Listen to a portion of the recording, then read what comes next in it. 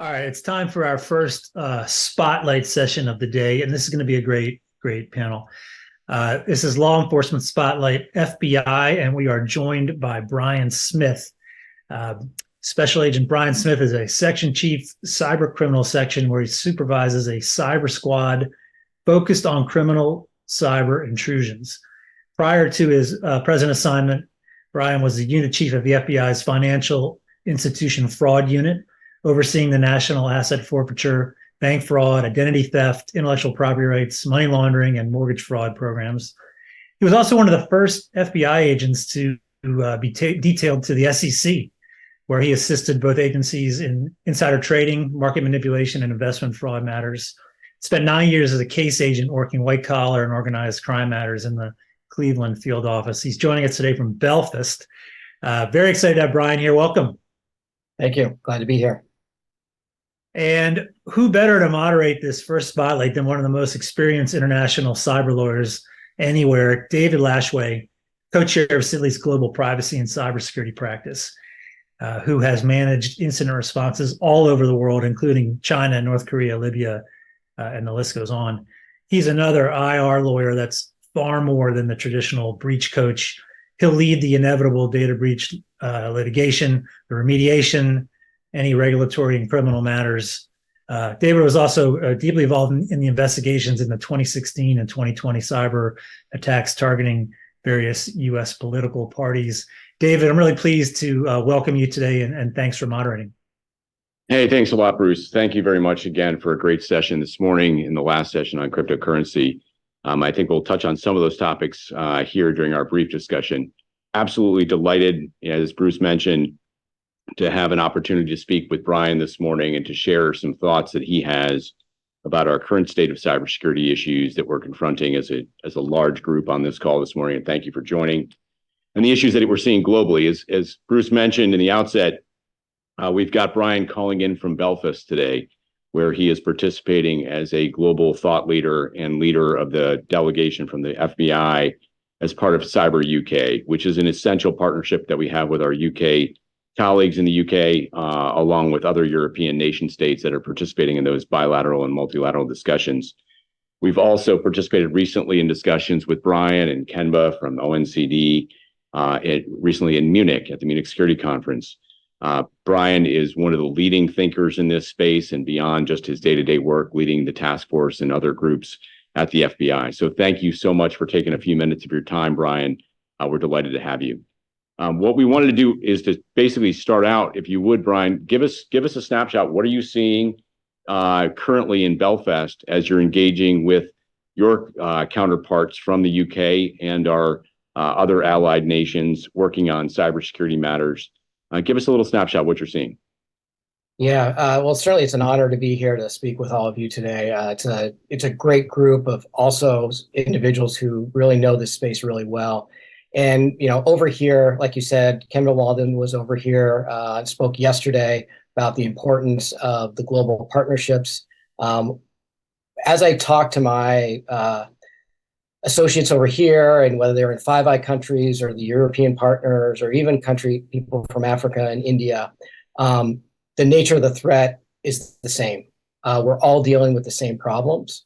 And it's global in nature. And that's why it's so important to have conferences like Cyber UK, and then obviously RSA in the United States next week.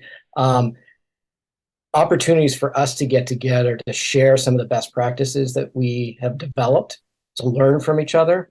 And yesterday we even had a conversation, which I think there'll probably be some press that gets put out by the White House for the Counter Ransomware Initiative and the International Counter Ransomware Task Force about what policies do we need to be putting in place, some of the actions that have been taken across the globe over the last 6 months, which was great. And so we briefed them on some of the actions with Hive and Genesis, and then had a lot of conversations with my associates about what's next, because this isn't the end and we need to keep the pressure on the adversary.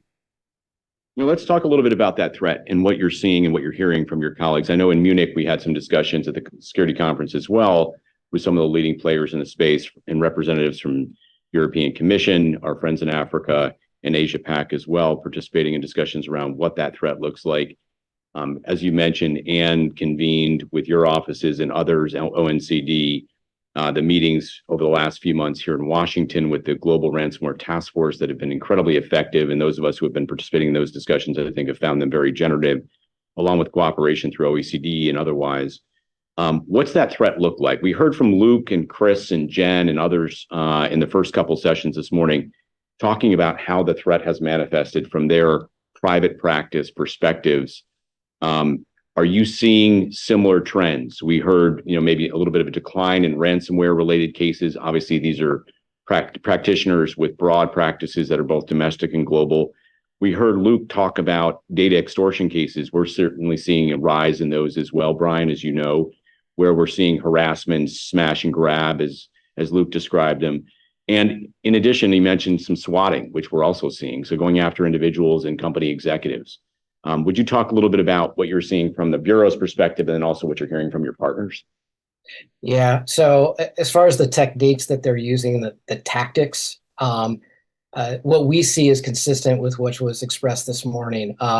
We've seen a movement away from the big game hunting that we saw a couple of years ago, and now it's more of a middle tier. And so it's hard to say, we get asked the question a lot of, is ransomware down? Is it up? Well, you look at some numbers and you can see the IC3 reporting is down. The payments reported to IC3 are also down. But I don't think that tells the whole story, because you have to look at the underreporting that we have and knowing that that's in there, and that you're still seeing an impact. So maybe the dollar amounts are down, but that's because if you're going after middle tier companies who can't afford to make those big payments, you're just not naturally going to see. Now that's a volume game. I think there is some optimism on the prevention side. I think people have done a better job over the last 2 years of protecting their systems. And so I'm in Belfast and I'm Irish Catholic, so I'm not really usually supposed to be optimistic, but I am, because I'm seeing that kind of change on the private sector side. We have seen a significant move towards the data exfiltration without encryption. And there's a variety of reasons to that. And if you think about the threat actors, the one thing we've seen over them over the years is they are adaptable. They will adjust to the changing environment, and they will adjust to the tactics by law enforcement and private industry. And, if they can't receive payments, they're going to, based off the encryption, if that puts people in a position where they're not going to pay, and then they're just going to focus on something else that maybe doesn't put them on the higher radar, as we saw with things like Colonial. So that's a real lesson for us these days. Yeah, let's talk a little bit about that, because I think you're raising a really important point, which is we've got a number of agencies, and some of the earlier panels discussed it. We've certainly been the topic of this group's discussions in the IRR sessions over the years. The rise of the SEC regulatory regime was discussed in some prior panels this morning. Issues with the DFS regulatory framework. We've got CISA taking more aggressive stands and issuing either guidance or missives in the form of speeches, et cetera, relating to where CISA's program is going to be heading. ONCD's, national cyber strategy speaks to ransom payments, as you just mentioned, and indicates there's generally a frown upon making those payments, but also recognizes that payments need to be made, and that's a business decision at this point. Recognizing the OFAC regulatory regime as well as DOJ guideline around making payments and attribution. You mentioned that evolving risk and the nature of the ephemeral nature of some of the individuals and groups that are participating. Certainly Luke discussed that earlier. Attribution's getting harder for those of us in this space, including for you all in government. And yet attribution is essential in the payment regime and then other regimes. And so, as you mentioned, we're seeing perhaps changes that are occurring or evolutions occurring rapidly in threat actor TTPs and in the way they go about their business as a result of some of these regulatory frames. So they're moving with us in the regulatory framework, clearly. Do you think we're organized properly? I know the ONCD new cyber strategy sets up a priority for sectoral agencies taking the lead. The White House has already driven with some of those sectoral agencies, new initiatives, water, et cetera, that we've already seen, like within days of that new policy coming out.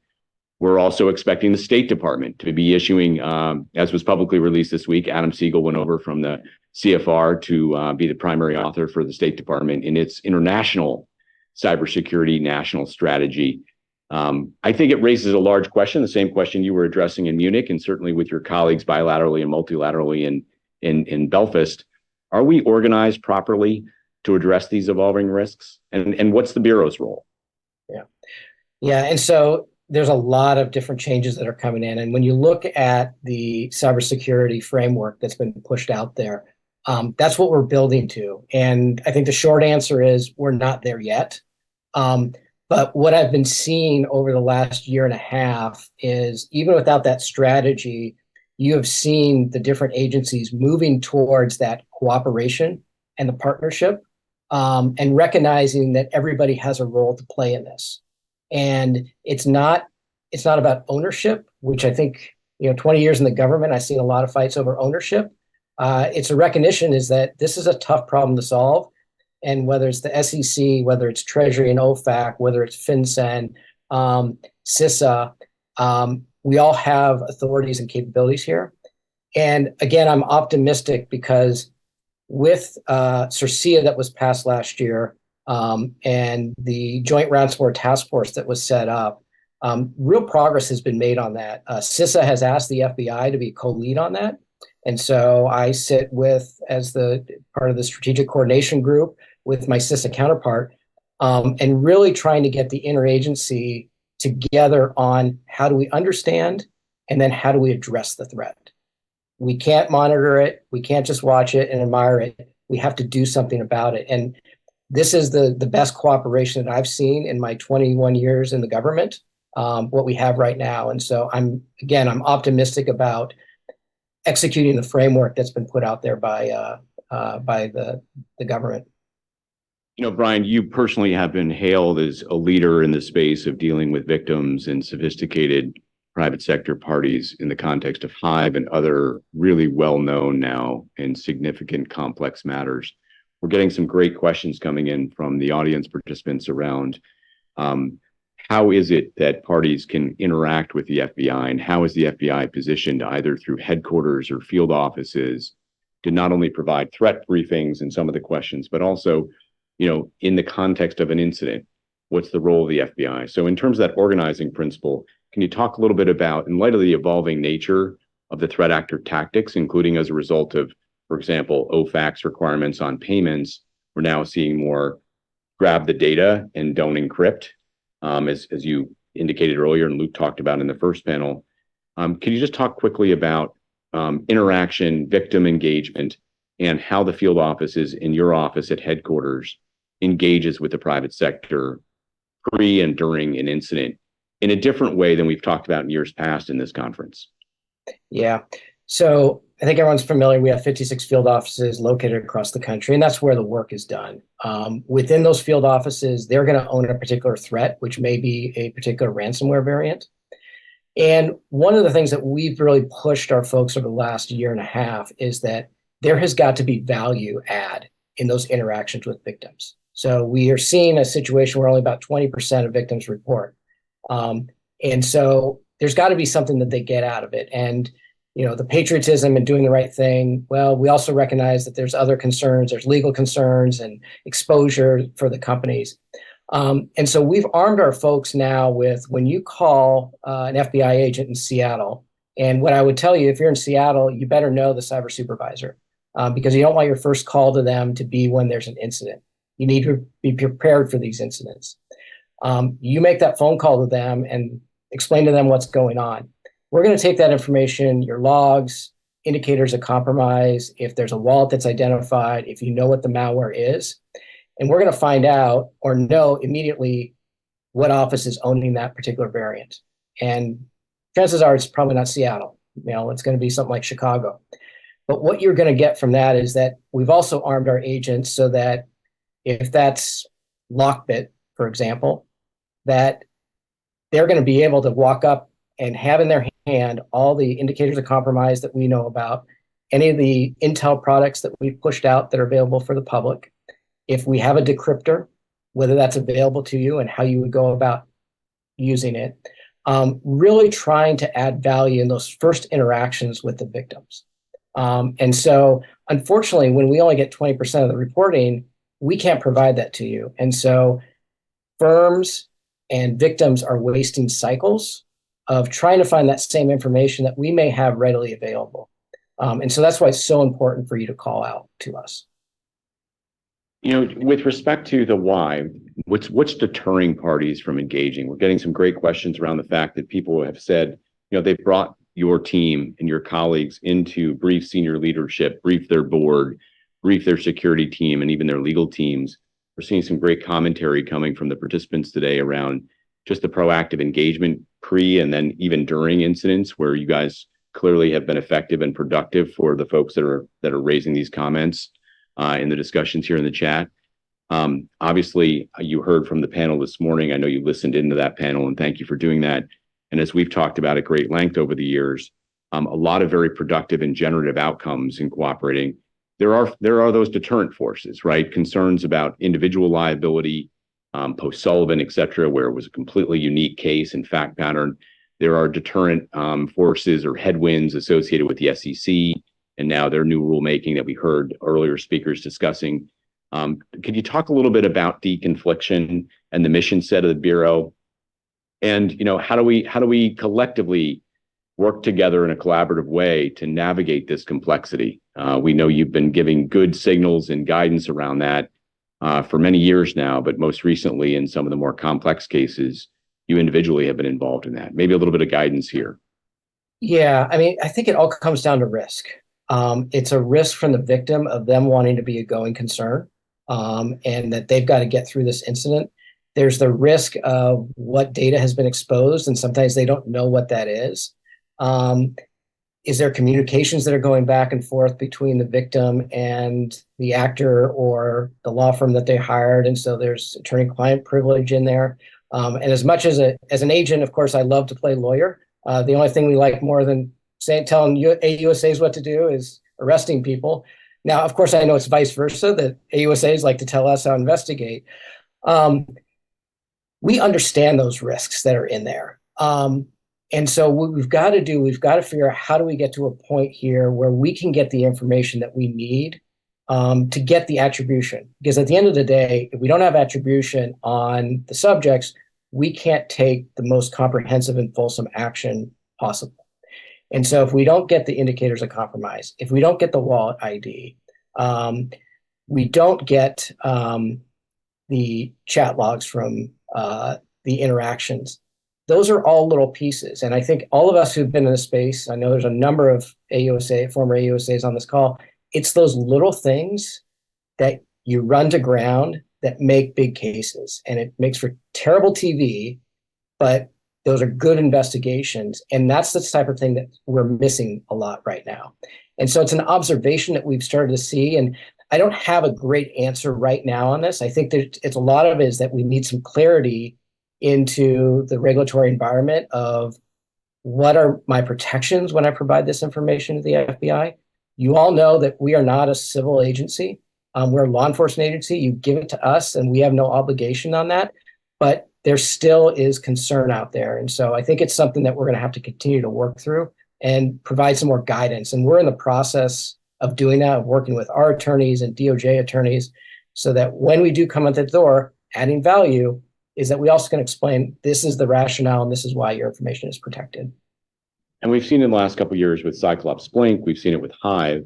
Maybe you want to talk about that, some really big, complex examples of where there has been increased cooperation, increased collaboration, and information sharing in a highly productive way, where the private sector parties have felt that they were adequately protected with respect to risk and risk management, but also you guys were able to do your jobs highly efficiently and effectively, and in some of those cases, actually catch the bad guys.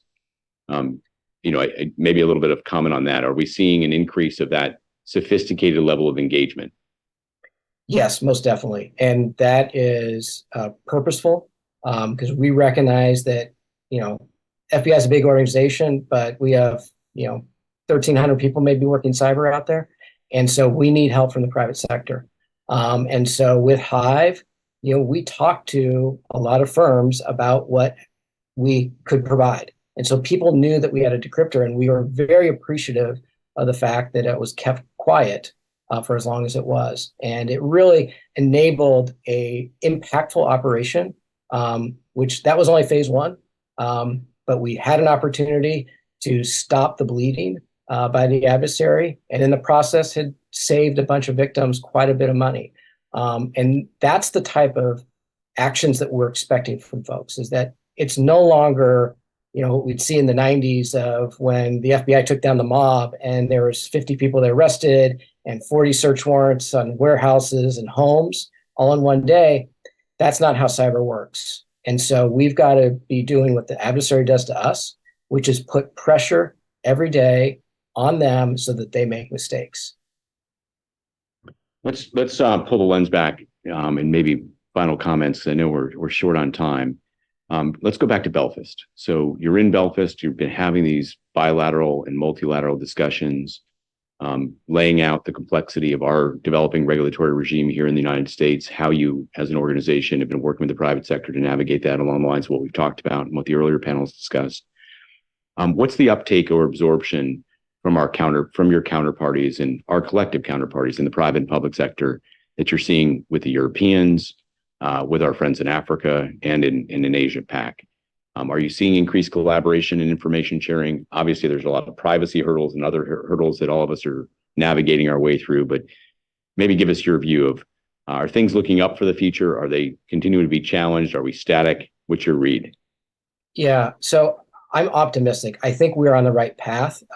We are all talking the same way and recognize that this is a shared ownership, and that we all have a part to play in it, and that whether it's private sector, whether it's government, whether it's our foreign partners, that we've got to be engaged and integrated. And I think you've seen that in some of the operations that we've had. Those are all multinational. You see 14 different flags on every single one of those things, because that's what it takes to do this.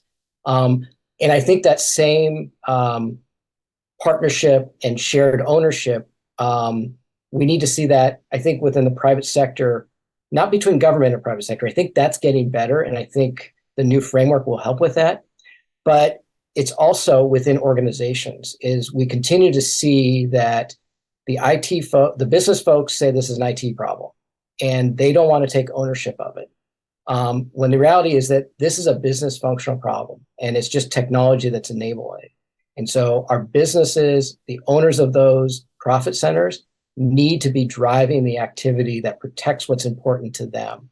And when we can start doing that and thinking like the adversary does of, if I get into your network, here's how I can monetize your information, and you start protecting against that, that's when we'll start seeing a real difference there.